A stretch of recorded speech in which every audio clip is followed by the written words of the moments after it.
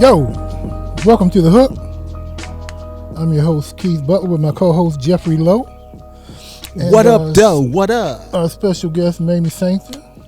Good afternoon to all the fathers. Happy Father's Day. Yeah, this is our Father's Day Weekend podcast. We just want to say Happy Father's Day to all the fathers. Happy Father's Day, Jeff. Happy Father's Day to you, Keith. Happy Father's Day, Keith. Thank you. Happy Father's Day, Jeff. Thank you very much. And Happy Father's Day to all the fathers out there. And, we're just sitting out here at the Six-Hole studio. We're outside today because it's a beautiful day. You know, May and I grilled a little bit. Threw on some ribs, some hot dogs. And it's delicious. I haven't had some the barbecue, ribs yet. Hamburger. I haven't had them yet. I like the burgers, though. Made burgers some, a little dry on the dry side. They're not, what you talking? but they're good. Why you say they dry, man? I said they're just a little on the dry side. Were they? No, I'm just joking. Well, why would you put, man, you can't talk about a man's grill, man. I'm not. I'm sorry. Go ahead, man. I'm just messing with you, Yeah, man. yeah. I know you like Mr. Kingsford. You know what I mean? Come Yeah. on, man. Remember this day, folks, 'cause this will be the last day. I hope you enjoy those beans and hot dogs. 'Cause those are going to be the last thing you eat over here. May and the beans are delicious. Yeah. Thank you so much. And a dry hamburger. Isn't that something? Oh no, the hot dog is all right. I didn't say anything about Yeah, the I hot like dog. I like my hot dogs crispy. You know. Yeah. It's called a burnt weenie, man. My oldest brother, when we were little, he used to cook the hot dogs and get them real crispy and done, call them a burnt weenie sandwich. And so that's what we would always say, yeah, I want a burnt weenie sandwich, which just meant like a grilled hot dog that was cooked Right. real dark, with the meat, the skin is just burnt. So we had burnt, so you had me a burnt weenie sandwich. Yeah, that's hey, I'm digging it though, Yeah, I'm because glad- I grew up on these though. I mean, well, I I think grew up. everybody did. Yeah. But anyway, back to the subject of the day, the hour. It's Father's Day, like we said. We're looking at golfers out here on the golf course, and it's kind of cool doing it outside. Wouldn't you say? Yeah, I would agree. I would agree too. I mean, this is just lovely. Yeah. I mean, it'd be nice if they can really see it, and we're explaining it best we can. They know it's a lovely day if they're in Detroit, and it's beautiful, and they know it's beautiful where we are, and they just need to see the scenery. You know what I mean? It is nice. You're looking at it on the golf course, and it just kind of puts you in, transcends you into another world, in a way. Does You it know what I really? mean? Does it really? Really? Anyway, sometimes. This mother. Hey, this is the Hook Podcast, and hey, we're brought to you by True Detroiter And Detroit United. and Detroit United. And May, your operation is My private collection. and Yard Car Memories.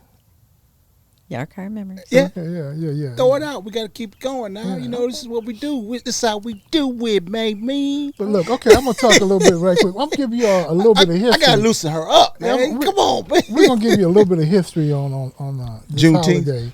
Oh. Not Juneteenth, but Juneteenth is Yeah, today, yeah. and it's been celebrated all over. So it's kind of a double celebration, Juneteenth for Black Americans and Father's Day for all the fathers. But we were initially talking about Father's Day. Mm-hmm. And so it's a little history on Father's Day. It was founded. Do you know when it started, Jeff? Mamie? I have no idea. Jeff? No idea. And do you know who started it? A black man. No. Okay, keep going. Ain't no telling. It was formally recognized in 1966. So it's a relatively young. New. It's new. Yeah. I heard it was like 40 years old. Yeah, relatively a young holiday. Wow. And it was issued by citation or whatever presidential proclamation by What president? What president? Come on. 1966. Anybody? Ford. Nixon. No, now you're guessing. LBJ, Lyndon B. Johnson. He was after Nixon, wasn't he? Oh, no, Or he before? took over. He was before Nixon. He took over for Kennedy Okay. after Kennedy was assassinated. That's right. That's He was right. his Vice VP. president. Right. That's right. Mm-hmm. So he was sworn in after. Some more history. You know who was paying attention in class? Politician. What government? No, I just watch a lot of TV. A lot of history and stuff. So yeah, Okay, it's supposed to be celebrated. It's It's celebrated on the third Sunday in June. So that is a little history on Father's Day, how it came about. You know, you got Lyndon B. Johnson to thank for that in 1966. Yep. Fathers. We got him to thank for that. Yeah. So Got him to thank for, thank for that and the Civil Rights Bill, right? yeah, he had a little bit something to do with that. Yeah. Right. But you know, the reason I think I wanted to do a little something on Father's Day is May and I went out to one of the big box stores. We're not going to call any names. 'Cause we're not going to give them any free publicity. Okay, good. It's positive then. What happened? Yeah, it was positive. Oh, good, But, good. Well, you know, as we walked through, you know, shop picking up some things for today's meals, you know, guys, you know, just was stopping us and stopping me and just, hey, man, happy Father's Day. Just for no reason whatsoever. They just see me. You say, excuse me, brother, happy Father's Day. And, black men, white men, all kind of people, huh? well, they were mostly black men. Oh, okay. But, all right. I've had some white guys out here on the golf course, you know, as I was grilling, you know, after they made comment about how good it smelled. The dry hamburger, Jeff. Send me a burger, man. The dry hamburger smelled good to them, Jeff. Can I drive my cart on your lawn? You know, but Get a piece of that hamburger. you know, after they made comment about the food, the grill, they wished me happy Father's Day. That's great. So it was across, you know, all race, all creeds, all gen, you know, Yeah. so forth like that. Mm-hmm. Ladies were telling me happy Father's Day at the store. Mm-hmm. But the thing I think that I found surprisingly fulfilling to me was we got stopped at a light. What was it, John R. and 8 Mile? Mm-hmm.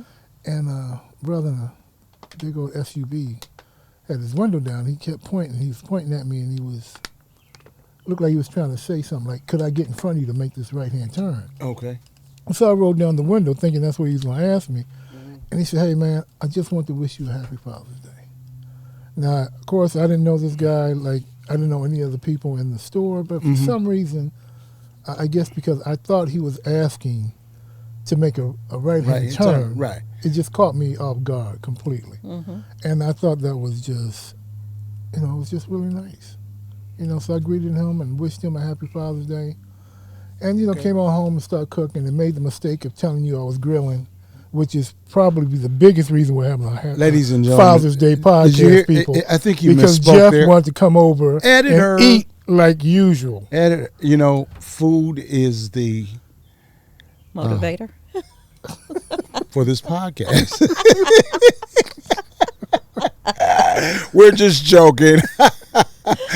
That was a damn good burger. To be honest with you, see, that was a damn good burger. Yeah, so there's no telling how long this podcast will go because Jeff is waiting for the grill to get to the proper temperature so I can put the ribs on. No, not necessarily the grill. Maybe another, you know, since it's no. Weed Day was what? How long ago was that? A few weeks ago. Weed Day or something. What is Weed Day? Just what I said, Weed Day. Wait, what? Just They like, celebrate it Weed Day? in Ann Arbor Oh, they do it every year. every year. That's what I said. Yeah. Yes, for years. Hey, look, let's not get sidetracked. This is Now, about Father's Day. I know. not Weed Day. Yeah, but still, fathers smoke weed too. I know a few. Well, I know one. Very personal with him too. And guess what his name is? I won't say. I'll say. Don't want to incriminate anyone around No, the we table. don't huh? want to incriminate anyone. That's right. Yeah, but we hope you guys are having a good time. But Jeff is over here. it's legal. You know, what the heck? Yeah. So I don't know. What do people generally think about Father's Day? What do you think about it, Jeff? Give us your opinion, your feeling about Father's Day. I think it's just what it is. It's a day to celebrate fathers. And since it was kind of like one of our last holidays, And when I look back, and I was still a baby myself, still growing up during that time. I didn't even realize it was 1968 when they voted it in as an official 66. 66. Yeah. Okay, as an official holiday or a day designated to fathers. Well, in 66, you were mothers a kid, have their day. Yeah. Daddies have their day. Daughter day. Son day. Are we gonna run out of days? Well, I don't know, man. But May, what do you think? I'll tell you guys what I think about them. May? I think it's something that's well deserved. I think that men need to have a day as well as women, not to downplay any woman whatsoever, but when it comes to Father's Day, Father's Day is starting to move a little bit. Let's say move the needle. Move the needle, absolutely, because, Excuse me. Mother's Day. Continue. Mother's Day, I forgot the number, but how much money is spent on Mother's Day? It's enormous. Yeah, Flowers. I think it's more than Christmas. I think Christmas may come second to Mother's Day, and fathers just don't get the representation that they should. But not actually speaking from a financial viewpoint. No, but I totally agree with you that we know that Mother's Day really infuses a considerable amount of money into the economy. It does. And what is this all about? Is it about money? I don't think Lyndon Baines Johnson said, well, this would be a great moneymaker for businesses. We got a day that we can do. It's Father's Day, ladies and gentlemen. Let's celebrate it. Run to the store and buy your dad a already tied bow tie with a hook on it. Yeah. I think everybody had one of those neckties. But they were generally when you were a kid, not as an adult. Right. If you needed one of those as an adult, oh man, Daddy missed a few steps. He missed Granddad. Like, Granddad, where were you? You didn't teach the old man how to tie a tie? Come on. But you made a point. About finances, about the monetary values on these holidays, and to me, they're okay, but I think they're just what's that called? Hallmark holidays, man. It's a way to infuse money into the economy, which isn't a bad thing. But I mean, if that's what it's all about. But that's. Why do we need one day to celebrate a mother or a father? Well, we got. You got 365 days out the year to let them know they're loved, they're special, they're needed. They're appreciated. Right. So we're gonna pick one day and say, "Oh yeah, you're the greatest dad on earth." Well, I don't know how many times you've done it, but I used to tell my dad, I admired him. I thought he was great. Tell him all the time. I appreciate everything he did for me, man. And my mother too. Take me to ball games and the playgrounds and everywhere, man. It's interesting. I was watching a program, and they had the same issue, but they were not. I shouldn't say issue, because it wasn't an issue. They were in the White House. Obama and Michelle, and I'll move off the topic just a little bit, but speaking it from a fatherly standpoint, because for the first time in decades, we had a man in the office who was a real father to his. Just was a great example of what a father should be. Not saying the other presidents were fathers, but in this day and age, when everything is Twitter and everything is Facebook and everything is social media, the president's exposure is 10, 15, 30 times greater. Yeah. And exposure to children. And I just felt that he was a great example of how a father with a job, be it though it's the presidency, a father with a job, well, he was a great example of that. Of what a father should be. Right, because he never did. I mean, he always was involved with his kids in some kind of way. It was something, he was doing something positive. He was a great example for his children as they were growing up. And just think, growing up in the White House, wow. And I was watching First Lady. Mm-hmm. Have you watched it? Mm-mm. Ladies and gentlemen, I'm going to recommend this particular program as great viewership. You should watch it. You might have to explain some things to the children, but you should watch it. And it's about the first ladies, Betty Ford, Eleanor Roosevelt, and Michelle Obama. And it's it's on. I forgot the channel, but check it out when you get a chance. It's an awesome story about, and Viola Davis is one of the main actors in it, and she plays Michelle Obama. Oh, you think she plays Michelle Obama? Or I thought she was playing one of the other ladies. Maybe Eleanor? No. Yeah. No. You named two white first ladies and one black first lady. Yeah, well, that's what the I story would is assume about. Viola would play Yeah. Michelle Obama. Cool show though, really is. Okay, but we're All right. talking They about got their Father's Day. Well, right. Well, and I kind of jumped off the top. Yeah, you I did, apologize. and you did say you were. Well, so. I did say that. We're Father's Day, and I did use Mr. Obama as a great example. You did. As a great father. So I really wasn't that far off the topic. No, I guess I'll Okay? give you a pass on All this. right. I pass I to give you a Mr. pass. Keith Butler. And, You defer. Defer. Okay. Defer. Judge. Yeah.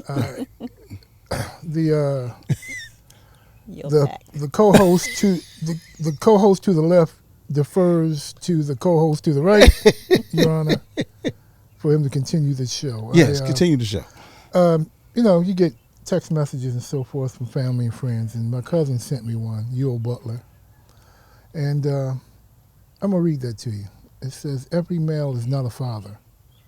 It is not a matter of anatomy or gender. It's an act of love, persistence, presence, patience, forgiveness, often of self, cooperation, consistency, listening, playing, hoping, crying, fasting, praying, seeking, holding, leading, following, nurturing, encouraging, seeing, giving, not giving, reaching, believing, stopping, beginning, and beginning again. Every man, however, is a father to someone within the tribe or purview of it." And then he said, my uncle Nate, who was a great man, he says, "It takes a hell of a man to raise another man's child." Nathaniel Eugene Butler. I don't know why he threw that in, but I think that's a great statement. And for those fathers who raised somebody else's child, whether it be a girl or boy or whatever, it does take a lot, because you've got to find a way to, like May was telling me earlier, to reach that child first of all, and to let that child know that you're not just here chasing mama, and that you're here, for the entire family, for the whole unit, for the best of the unit, for the health of the unit, for the survival of the family unit, that you're not just going to come in and spend the night and pack up and leave in the morning. And he's like, "Hey, what happened to Billy Bo Bob?" Yeah, well, I thought he was going to stay here, but he split, Mom, why don't you try cooking him breakfast instead of kicking him out every morning? Just saying. Just saying. Maybe Mama Might isn't not. trying to kick him out. But, Might not know how to cook. yeah, Mama might not know how to cook. He might not know how to cook, right? But it takes a really strong person, white, black, Asian, Indian, whatever, Mm-hmm. to not just be willing to raise somebody else's child, but to raise their own, because there are a lot of men who don't do it. Anybody, any male can impregnate a woman and have a child, and that does not necessarily make them a father. It's like I just read, like my cousin said, it's a whole lot that goes into being a father, as opposed to just laying down with a woman and having a child. That's, any male can do that. It's what you do after that child is born, and what you do for that child, in my opinion, that makes you a father or not. I don't know what you guys think, but Let me say this. I watch a lot of men, both young and old, who have come up without a father. And so sometimes, I want to speak to that population now, because sometimes if you don't have the example, you don't know how to, because that role is no joke. The father is needed so badly out here. And I think a lot of times men don't realize how much they're needed, because, and can I say black men? yeah, Can I use that? black man, white Yeah. man, anything, Black huh? men, I want to speak for Asians, black it men. Speak from matter. your heart. Go ahead. Black men have Yeah. been beat down so badly, and a lot, when they walk away, a lot of times they walk away because it's easier to walk away than take on the responsibility. They don't take on the responsibility, I think, because they don't know how to be responsible. No one has taught them the responsibility. They haven't had a male role model. When you think about, there's been multiple fathers. When you think about women who have, I was speaking with a young lady yesterday. Mom had 9 kids and about 8 dads. Wow. That's a lot. And she had 8 dads because one ended up being a set of twins. And so you have all of these different fathers who have just walked away, don't want the responsibility. And do the kids stay under one roof? The kids all stay under one roof, Wow. but so think about the rejection, because children take that on. It's like, is it my fault? And how come he doesn't love me? He didn't love me enough to stay.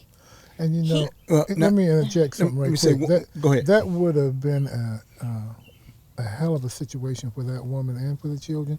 Suppose if just one of the men had stayed, Just one. and regardless to whether he had taken care of all the other children as well as his own, I wonder what kind of animosity that would have, built among the other children. Like, oh, you think he's special because your daddy is here. Would those kids have accepted him as father, and would he have treated them equally? Could he have? It would have been difficult. It would have been difficult. It would have in been any- very all the way around difficult. the table. I believe it would have been very, very difficult to do that, because you're dealing with, you got a lot of personalities there all under one roof from different walks of, you don't Different know genes, who. different Right. mental. But it's correct. It's difficult for a guy to come in and just try to raise one child from another man, let alone 8. Yeah, But- but no. Let me That's say your this real point. quick. Let me. Oh, go ahead. Finish. No, go ahead. Finish. While I got this on my mind, because you made a point on the about the young men. Would they be able to respect that father coming in to support them and to understand what that father is doing?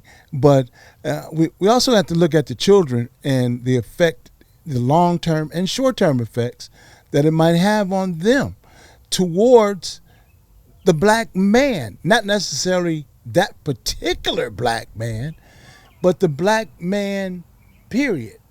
Other black men. Will he be able to communicate and fit in society?